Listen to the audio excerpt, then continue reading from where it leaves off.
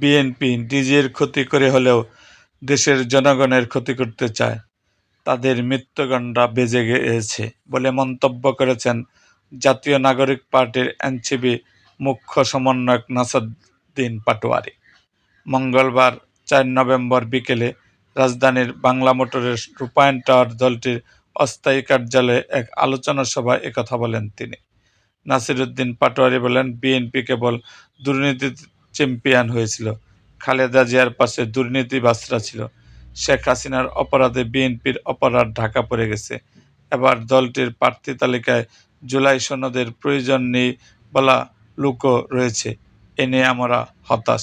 সংস্কার বাস্তবায়নে দলটি এগিয়ে এলে এনসিপি সুযোগ দিতে রাজি আছে বলে মন্তব্য করেন তিনি। প্রিয় সংশোধনী অধ্যাদেশের প্রসঙ্গে তিনি নাসিরউদ্দিন পাটোয়ারি বলেন, অন্তর্বর্তী সরকার প্রতীক বিক্রির দোকান বন্ধ করে দিয়েছে, প্রতীক বিক্রির দিন শেষ।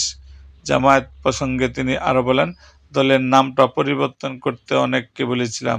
নিজের দলের মনোনয়নের বিষয়ে তিনি বলেন, এনসিপির কোনো নেতাকর্মীর বিরুদ্ধে ন্যূনতম অভিযোগ থাকলে তাদের মনোনয়ন দেওয়া হবে না। এরকম আরও ভিডিও পেতে আমাদের মুক্তাগাছার ইতিহাস মিডিয়া ইউটিউব চ্যানেলটিকে সাবস্ক্রাইব করুন এবং পাশে থাকা বেল আইকনটি বাজিয়ে দিন।